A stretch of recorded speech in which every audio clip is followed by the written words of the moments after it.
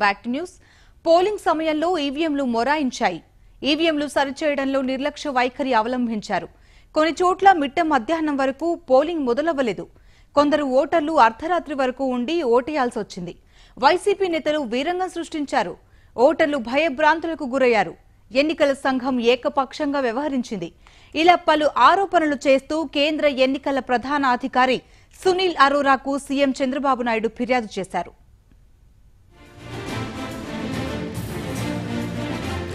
AP CM Chandrababu Naidu ఎన్నో మార్లు ఢిల్లీ వెళ్లారు. అయితే ఎన్నికల అనంతరం ఈసారి బాబు ఢిల్లీ పర్యటన ప్రత్యేక ప్రాధాన్యం సంతరించుకుంది. ఏపీలో ఎన్నికల నిర్వహణలో ఈసీ ఘోరంగా విఫలమైందని, ఈసీ తీరును ఎండగట్టడానికి ఆయన ఢిల్లీ వెళ్లారు. 15 మంది టీడీపీ నేతల బృందంతో కలిసి వెళ్లిన చంద్రబాబు కేంద్ర ఎన్నికల ప్రధాన అధికారి సునీల్ అరోరాను కలిసి 18 పేజీల లేఖను అందజేశారు.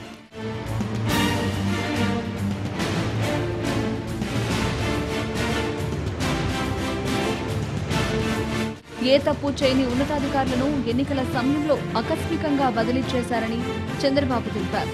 వైసీపీ ఫిర్యాదు చేస్తే ఎలాంటి విచారణ లేకుండా బదిలీలు చేశారన్నారు. ఈసీ ఏకపక్షంగా వ్యవహరించిందని ఆగ్రహం చెందారు. ఈసీ నిర్ణయాల వెనుక ఎవరున్నారని ఆయన ప్రశ్నించారు.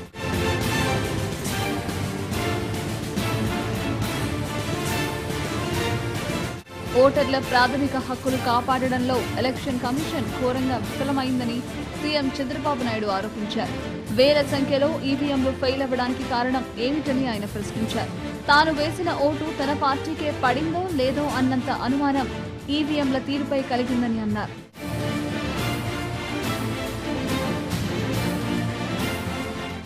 తొలి నుంచి ప్రజలు ఈవీఎంలపై తమకు నమ్మకం లేదని, బ్యాలెట్ పేపర్లు పెట్టాలని కోరుతున్నారని చంద్రబాబు చెప్పారు. ఎన్నికలకు ముందే ఈసీకి ఈవీఎంలపై దేశంలోని 22 రాజకీయ పార్టీలతో కలిసి ఫిర్యాదు చేశామన్నారు.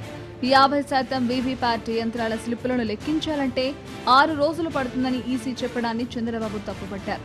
బ్యాలెట్ పేపర్లు ఉన్నప్పుడే కౌంటింగ్ 16-18 గంటల్లో పూర్తయ్యేదని గుర్తు చేశారు. ఈవీఎంలకు బదులు బ్యాలెట్ పేపర్లు ఉపయోగించాలన్న ప్రజల కోరికను, పార్టీల విన్నపాన్ని ఈసీ పట్టించుకోలేదని అన్నారు.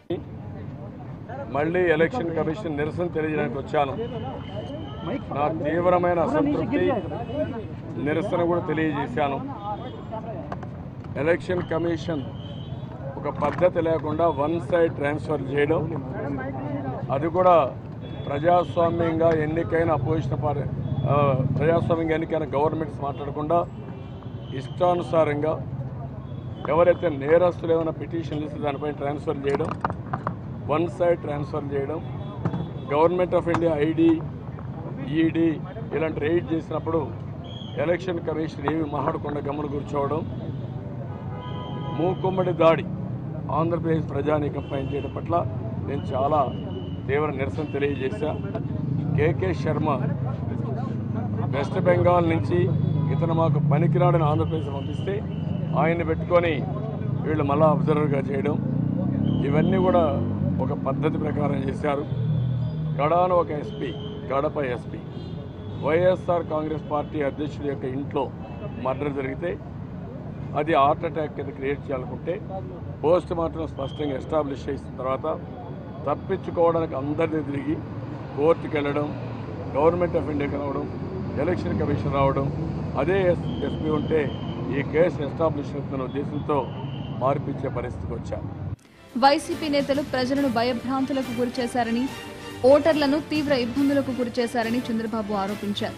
లోపాల పుట్టగా ఉన్న ఈవీఎంలతో అర్ధరాత్రి వరకు పోలింగ్ సాగించి ప్రజలను తీవ్ర ఇబ్బందులకు గురిచేశారని, ప్రజాస్వామ్యాన్ని అపహాస్యం చేశారని అన్నారు.